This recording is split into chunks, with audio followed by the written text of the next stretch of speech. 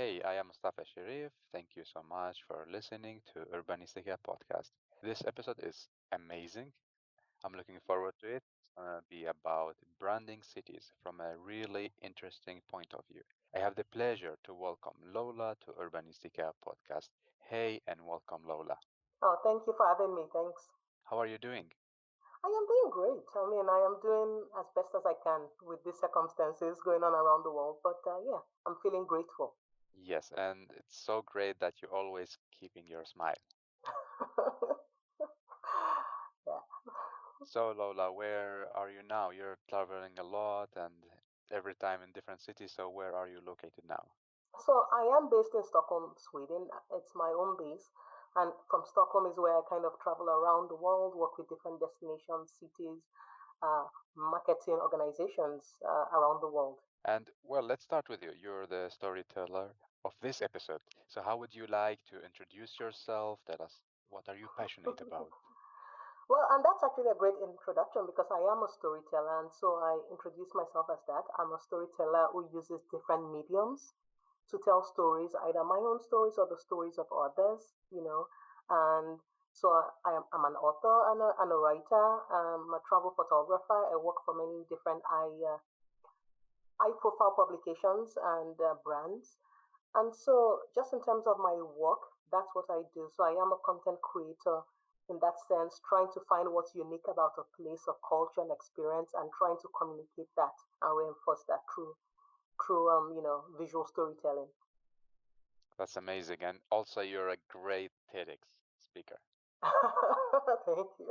It was so pleasant to listen to you. Oh, thank you. Thank you. So, Lola, let's start. So, branding cities, is this something new or this was something existing during the past time? So, in terms of branding cities, I think it's something that has always existed because cities always have what I call a soul.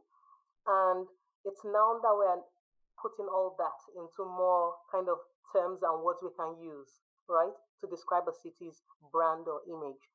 And in my own context, in my own industry, where I come in as a content creator is I come in when the city has already created its own brand, but then my job is to try and reinforce that brand as authentically and organically as I can through my words and photography to others so people can believe in the brand of that city. Because it's one thing to say this is your identity, it's another thing to be able to communicate it effectively so people can get a better sense of what you're about. And so that's where I come in terms of the travel industry. And when we work with different cities and campaigns and collaborations, is to try and enforce that brand. Mm. So, who is your client that uh, give you the project to work on? So I work on different campaigns. I've got worked on different collaborations, and so some of them, for example, in Emilia Romagna, which is a region in Italy, we've worked with that kind of destination marketing and different cities like Bologna, Modena, to try and you know highlight and spotlight what makes those cities unique, right? Mm. And so that was a project that was called Blogville. And what they did was they invited lots of international storytellers and bloggers and influencers to spend not just a week in the city, but a longer time in the region to try and write stories about what makes the region really unique. Because many cities say, oh, we've got great food, we've got this, we've got that, but what makes your food better? What makes your food different? Um, and so with those kind of projects, we go in and slow travel and experience in a slower way and write about the different cultures, the different experiences that makes part of that city, that destination's brand. And so that's kind of what we do. So that's just one example, and I've been involved in several. Of course, and I would love that you tell us about more other examples. So it means that you need to be at the city and experience the daily life. Yes. And that's the beauty of it because it's not something you can just phone in, right? So it's not something you can sit on your laptop and then just try and assume or try and write about this city without fully going there and experiencing its soul, its brand. And so that's why it's very important for what I do. So I have to be there, spend some time in the region, and usually I pick a theme, right? So I don't go around trying to understand everything about the city. But if I can take a theme, for example, food, or maybe slow food traditions that are kind of dying out, and I get and explore that city through that one theme, then I can begin to pull out things that are very unique. I'll be able to share more unique stories about that city that reinforces its brand as a food destination. So that's kind of what I do as a travel writer, a travel photographer, a content creator that collaborates with these different cities and destinations. Yeah, but Lola, who's telling you about the theme? Is it the like the municipality tells you that okay, we would love that you focus on this, or is it you after a bit of time experiencing the city, so you find out okay, this is very unique for this city?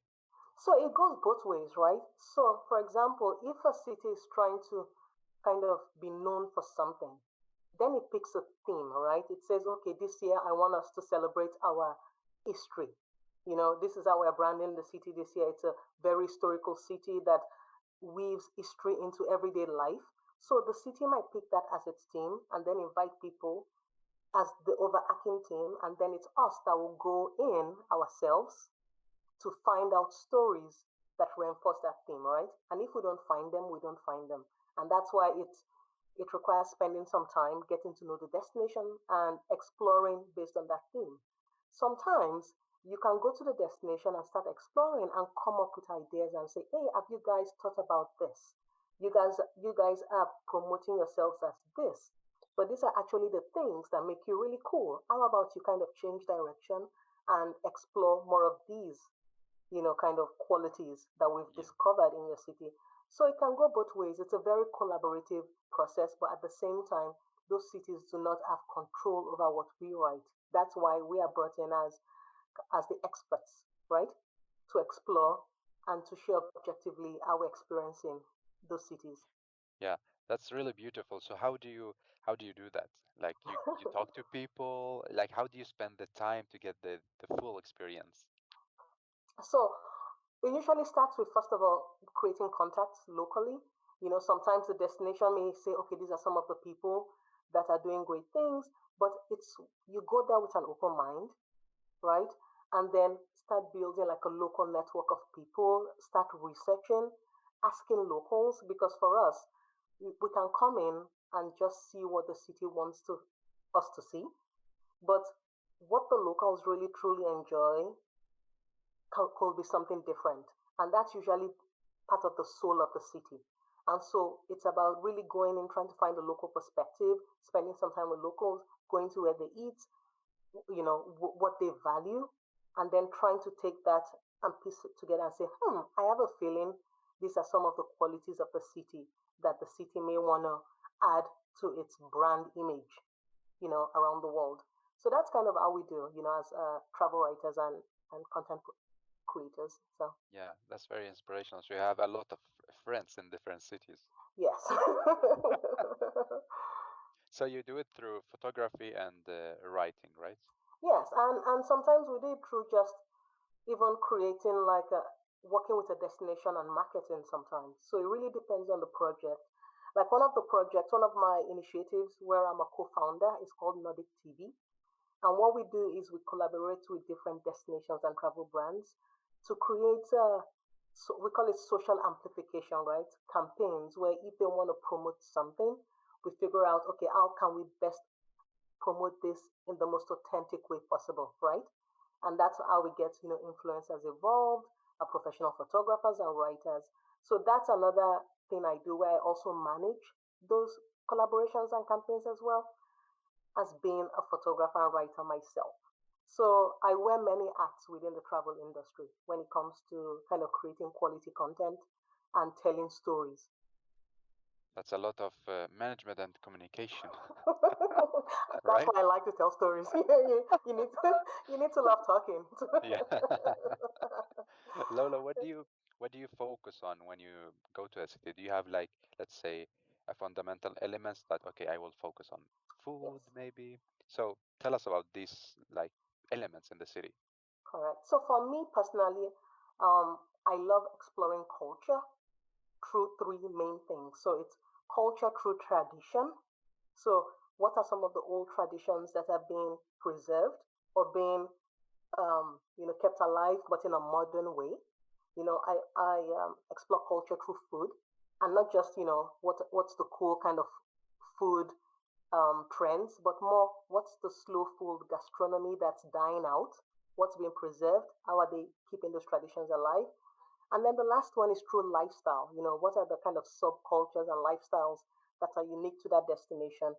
And so, for example, when I talk about tradition, an example would be going to maybe Ravenna, Italy, which is known for its mosaics, which is a very kind of old historical art form, but then finding a modern mosaic artist who is a young guy who is creating his own modern twists with old cultural kind of traditions.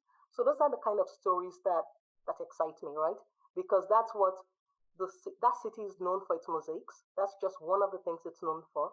But then that art form is being kept alive through modern kind of spins and innovative ways of doing it. So that's another way the city could brand itself, in Yeah. terms of just keeping tradition alive. So there are many things I look for when I explore a city to find those stories, but it's usually culture for me is the big thing. I Mhm. look go straight for culture. So Yeah. And how much about the, let's say, the architecture and the planning of the city? Is it something that you focus on in between your stories? yes, I mean that's also something that's important, especially if the city. Remember, when I come in, the city has already created the brand. And so I come in to try and test the brand, right? To see if what the city is saying about itself is true. So if you're a city that says you're a very accessible and open city, right, then we come in to test that. And so when I think of accessibility, is do you have provisions for just all kinds of travelers? It could be blind travelers, it could be travelers who use wheelchairs. How is the city designed to accommodate different types of travelers, especially when you're branding yourself as an open, accessible city. And so that's just one aspect, in terms of sustainability as well. So just to kind of wrap that around is when we come in, we test what a city says it is. And so if it says it's a sustainable city, then we're going to look through the architecture, the design, how it is to move around the city, what's the waste, the recycling, how is it kind of maintaining itself so it's not negatively impacting the environment. Yes, yes, I got your point. Yes. And when you write the content and like a quality content, do you talk a lot about the soul, the life of the city, or more about like the material of the city? Let's say the landscape or. So it really depends, and it's funny because one of the things I probably didn't tell you is I describe cities like human beings, right? So when I go to Ah, a place, yes, yeah. yeah, I call them my city personalities. So I could say, oh, um, Bern, Switzerland reminds me of a studious man who does this, la la la la la. So because when I spend time in the city, I get the flavor of the city, and then I kind of describe it with human qualities. And so that could be by looking at the architecture, by interacting with people, the way it smells, the way it feels, the way it looks. There is a lot that you feel. It's a very sensory experience when you're experiencing a place deeply. And so when I'm writing about a city, those are all the things I look at, even in terms of, you know, architecture, infrastructure, but also how it feels to be there. So that's very interesting. So you make a city as a persona. Yes, yes. Yeah, I know. I should have shared that with you, so but I will share all those different personas I've written so far of different cities. Wow, that's Yeah. amazing. Yes. So there's the Nordic family. Yes, I've got one about Stockholm as well. I say, Stockholm is just this person that has, the flipped collar and wears white jeans and is very open and warm, but is also selfish about its personal spaces, and so I kind of describe Stockholm as an open person that also keeps, its kind of coolest hidden secrets so Ah, that it can explore it, you know. So those are how you can spend time and get to get the vibe of a city. yes. Can we read about the different cities? Do you have collected them or? Yes, I have them on my website, and I'll send you a link. Of course, that's gonna. Wow, this is so amazing. I didn't know that. Lola, is there any, how to say, like a common elements between the cities? So when you go to every city, you say, okay, I can see it. This is I will write about it, but it exists in every single city. Yeah, I mean, just again talking about from the travel branding side, every city thinks, their food is the best. They've got the best restaurants. They feel like they've got the best museums, the best. So every city is kind of promoting this almost the same thing, but trying to say, oh, this is how we are, how museums are different from those museums, or this is how our cuisine is different from that cuisine, right? And I think cities can actually go one step deeper and say, you know what, maybe our cuisine isn't the best, but have you tried this one thing in this northern part of the country that's where we know we're best at? And so what cities can do is start digging deeper, you know, and trying to lift those kind of unique stories, those unique traditions, those historical elements that really make it unique, and not just trying to kind of be broad, covering everything and saying, oh, we've got best restaurants, best this, best that. Yeah, this brings me to another point. So it's not about really copy what other cities do. It's more about like sharing your story honestly. Yes. Like for instance, now with the London Eye, Mm. that we can see it like in every single city. Yes. What do you think about this kind of let's say qualities in the Yes. Well, at least we know it's the London Eye, right? Even though we see it in a city? different city, Yeah, for instance, because it reminds. So you see, the brand is so tied to London that even if we see a similar exactly. somewhere else, we're like, oh yeah, it reminds me of the London Eye. So what cities want to do is find their own London Eye, so that even if other people copy it, they'll still say, oh, it's like the Eiffel Tower. So that's what, cities want to kind of look for, what makes them different, what makes them unique, create their own, unique architecture. And because that's what is also brands the city, right? And then it's an instantly recognizable, you know, kind of landmark or icon of the city. Yes, exactly. You remind me also we were travel with my family. I will not mention the name of the city, Uh-uh. but we just arrived there and be like, okay, let's take the London Eye to look at the X city. exactly. That's all. So it was very funny. exactly. But do you Yeah. believe there is something unique in every single city? Yes, I really do. I really do. I believe every city is, it's a mix of its history, its past that has kind of shaped the city, as well as its new landscape, its diversity. And I feel like every city is unique. Like for example, I talk to people when that spend a lot of time in Copenhagen and in Stockholm and kind of in the Nordic countries, and Copenhagen has its own feel. It's very unique, and it's very difficult for me to place my finger on it, but it has its own vibe, right? And so I think every city, you know, can create its own unique identity by being open, right? And kind of being an open pot. You've got your history, your tradition, but also what are people bringing in, and how is it making it into its own super city, super culture? And I think that's what me as a travel writer, as a content creator, that's what I try to look for. Once the city has said this is my brand, then we go to kind of validate that brand. And that's what I do. I go to look for those kind of elements, what makes it unique, and is it true that the brand meets what it's promoting? Yeah. So you mentioned that you testing the brand if the city was right or not, and you developing it. So do you give feedback to the city that okay, maybe you should change the brand because it's not really working with the reality?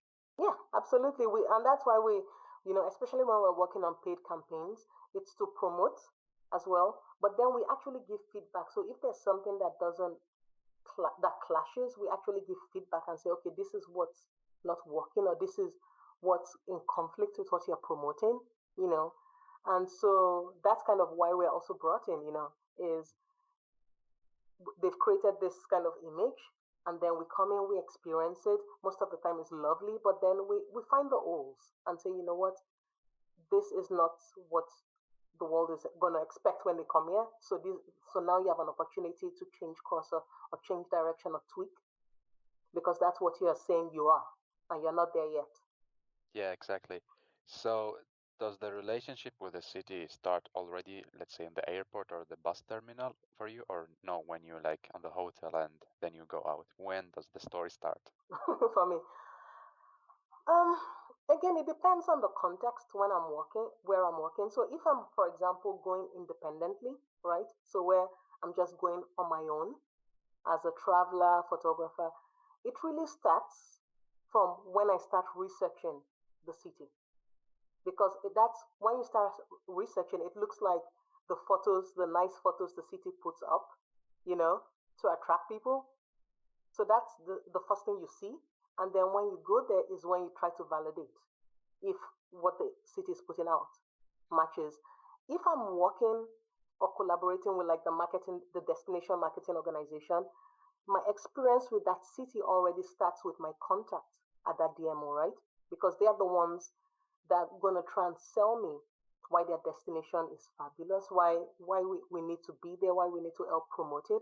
So that's where that experience starts. And of course, that experience is deepened, validated, invalidated once you get on location. Yeah, that's very, very interesting. Is it different? Do you get different feelings when you will, let's say, travel to a small city or a big city? Is there any difference for you? Yeah, yeah, I think so. And then there are small cities that actually feel like big cities, and then you have to remember they're actually small, small cities.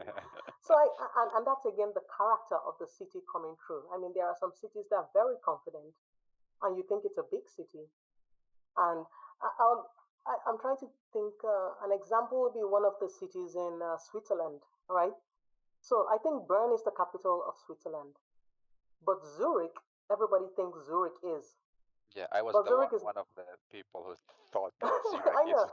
But because Zurich has swagger, right? Zurich is so confident, it's actually out overshadowing the capital city.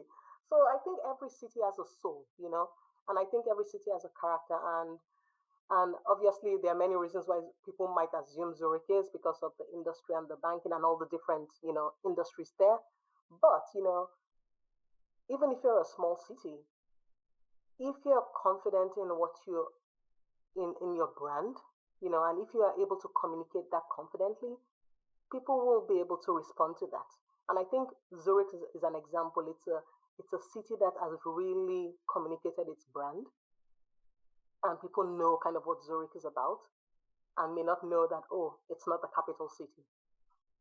So Yeah, yes. So how much a city need to be honest to communicate their brand, or hmm. should they fake it? Now you know what? I don't think it's transparency is always best. So I don't think cities should be in the business of faking, and especially nowadays, people are becoming more aware and people are connecting to brands that are vulnerable, and authentic. I know that word has been thrown a lot around a lot within the travel industry, kind of authentic, but just being vulnerable, transparent, human, and knowing that these are the things I am and these are the things I'm not is what attracts people to a brand. And it can be said, the same can be said for individuals, for influencers, for just travel brands, but also the same can be said for cities. If you've done things that are wrong, you can admit it. If you are not the best, you can still admit it, but you can also ad, you know promote and spotlight the things that make you different and cool. Mm. You know, Yes, one of my favorite cities is Riga, Latvia. We've worked with them on different campaigns, but for a small city, they are so creative. They come up with the most creative branding out there. And one of the last ones they had was just they spotlighted different locals. As this is a priest in Riga, what does the priest like to do? This is, and they really create some really amazing connections, right? By saying, look, we're a small city, but our city is full of wonderful people with a lot of life. So instead of us trying to brand ourselves, how about our own people tell you who we are? that's very smart. Yeah, so that's an example, and there's so many different destinations doing kind of really cool, creative things. I know the Faroe Islands, as small as they are, they always come up with the kind of best, most innovative campaigns, and people are like, damn, they're at it again, the Faroe Islands. How do you guys do it? They're usually very cool, and Mm. like one of the things they did was they had a campaign where they said the Faroe Islands are closed to travelers, but if you want to come help us and clean up and Ah, work on our trails and repair, then you're welcome. And so they did that for like a few weeks where they closed it and then they opened an application process. And then travelers applied to come actually help them repair and do some maintenance around the oh, island so they could open it back up again for travel. So again, that's a destination that brands itself as being sustainable. And just that campaign alone, shows that side of the destination that it is a sustainable one. So there are so many different ways a city or a destination can brand itself, when it comes to travel and doing it in an authentic, kind of really fresh, organic way. yeah, that's very smart of the island. Yes. So, how much sustainability, let's say, and the climate impact now in your content? Do the cities ask you to highlight it a lot, or how is it? Yeah, so one of the things that we're getting to the point where it's no longer can you highlight this, but it's a given, right? So because we know that climate change is really affecting the environment, and in terms of sustainability, you also want to empower and make sure local communities are not marginalized, at the destination. Those are the things that are kind of a given, where when you go to a destination, you also have to write about, okay, these are the things that the destination is doing that are not negatively impacting the environment, right? And a lot of that you can find in terms of kind of slow travel, slow food, slow gastronomy as well. You can highlight some of that.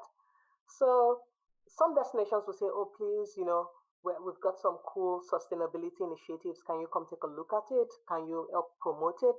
And some of them will just say, this is who we are. Go explore on your own and kind of tell us the rich stories you find. But in terms of sustainability and climate change, that's becoming like a given, especially in the travel industry, which is one of the, culprits Yeah, of that yeah, arena. So it's now becoming a given that that should be part of the messaging now. yes, yes. And when you write the content and give it to the city, do you see do you get any feedback from the how did it affect the local people?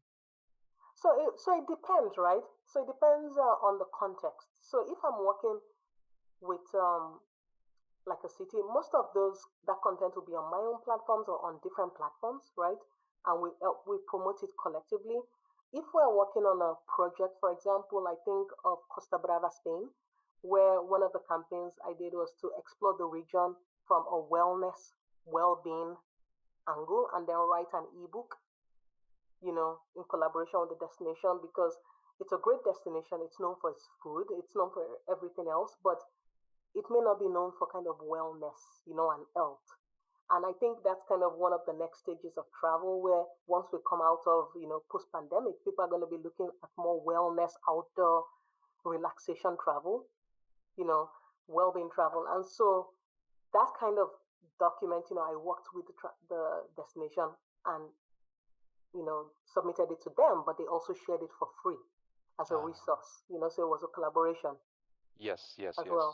So it really depends. I mean, I work in so many different capacities, so it's kind of difficult to pull, Yeah, but I can pull a few examples just to share. yeah. So what are the challenges you're facing during your job? Well, I mean, there are of course many challenges. One of them is also being clear about, the collaboration, right? Because sometimes you have to come in objectively, even if you're getting paid, you're being paid to come objectively review a place, right? When you're working in that kind of collaboration. And so a lot of the challenges is making sure that is clearly defined with the client so they don't feel like they have control over what the content will look like. And then, and just in terms of challenges in the industry itself, is cities are beginning to kind of reflect and redesign and take a break because of over tourism, right? So or just unmanaged tourism. So that's one of the things that that's kind of one of the current challenges is once we get through this, our city is going to start inviting people again in a more sustainable way because right now it's not sustainable. What has been going on for the last few years hasn't been very sustainable for the kind of the economy, the environment of those cities. So now a lot of cities are kind of reflecting, how are we going to open up in a more sustainable way? Yeah, do you think they will? I think they will. I think it will take a while because bad habits are hard to break. You know, but I think if anything, this pandemic is showing us that something that we need to come out different on the other side in the way we travel, in the way we engage, in the way we consume resources, and so I think a lot of destinations and cities are going to be a bit different. Like at least in some of the way they market themselves or promote themselves. Yes, yes. It's gonna be interesting to see how cities going to react. Yes. Lola, what tools do you use when you travel? Like you have a sketchbook or camera. So what do you take? Well, your let's say your toolbox. So my toolbox, I mean, I am a right-hand photographer, so I've got my cameras. I'm a Nikon user, and I usually take a minimum of three lenses, and I think it's usually just those three lenses I take. One that's a great kind of street lens, a wide angle, and a fixed. So those three are the ones can pretty much capture a lot while I'm traveling. I of course have a notebook, and one of the things I do is I use my camera a lot to capture what I call visual notes. So instead of me scribbling everything down, I just use it to capture, like these are all the notes. And then I love to do a lot of recording of audio because as a writer, when we do interviews or we interview people, we're always writing, trying to get their notes down. But I found that it's better for me anyway to just put up, pull out my phone, record, and then we just have a conversation that's organic, and then once I Yes, get back, yes. then I can just go transcribe, use a transcription service to transcribe that. So that's what I've been doing a lot more of. And so those are kind of my tools of the trade, while in the field. Yeah. That's that's very cool. Is let's say the content you made it could be like experienced digitally or just when I'm there at the city? You mean the content I create? Yes, yes. Yeah, I mean it's all most of it is all digital. My website or my different platforms. Sometimes it also depends on the assignment. So if a publication sends me there, then it's gonna get, in print, and stuff. So the content I create is just all over. It's mostly digital because I prefer digital because of the longer shelf life, right? But yeah, as well I've got stuff in print. So it really depends on what the assignment or the campaign or the collaboration is. Yeah, and I would love that you send me some cool links, Yes. especially the one about the personas and the cities. Yes, So I I put will it do on that. the, yeah, this one is, I'm looking forward to check it.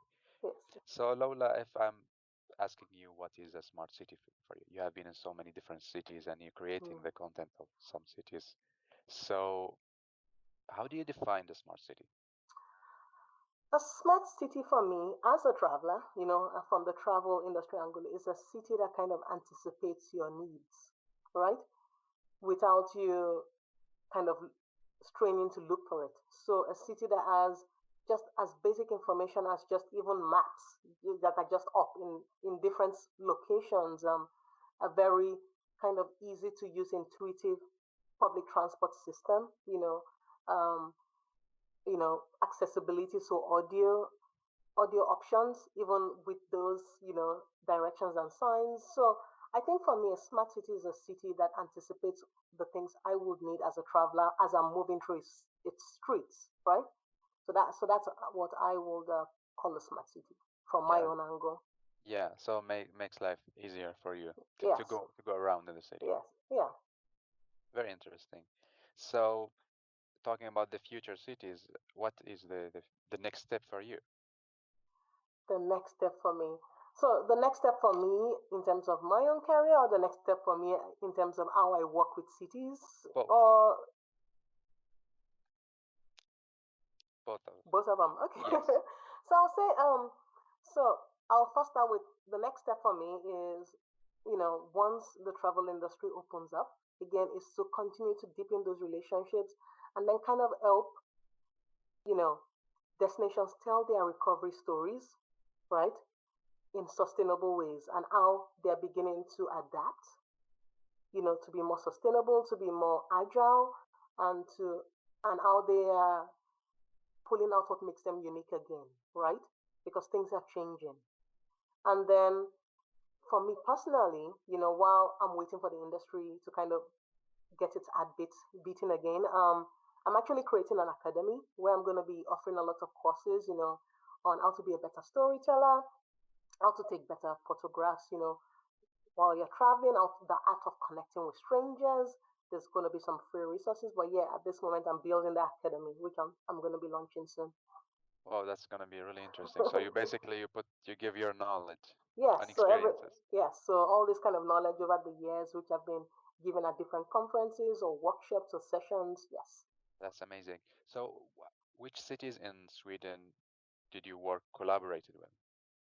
So I've collaborated with a lot of cities and regions. I mean, from West Sweden to visit Stockholm to Swedish Lapland. Right now, we're working on a big project called Destination Quacken. So it's Quacken Destinations, and that covers 7 regions, two in Sweden, five in Finland, up north. And so what we're doing is we're actually creating their content bank for them. So Okay, photography, videos, articles to tell the stories from that region. that's So yeah, so that's a really cool project, and we actually the project just won an award, for best inspirational project recently, from the Scandinavian Outdoor Award. So that's kind of what we do is try to help a destination tell its story by finding what makes it really unique. mm, yeah, interesting. Now there's a special question. So where do you feel home? You're traveling a lot, being in Yes. so many cities. So where do you feel, okay, this is home? That's a question I get a lot, and I've actually written an article about that. Where what does home mean to me? And for me, home is I no longer tie home to a place.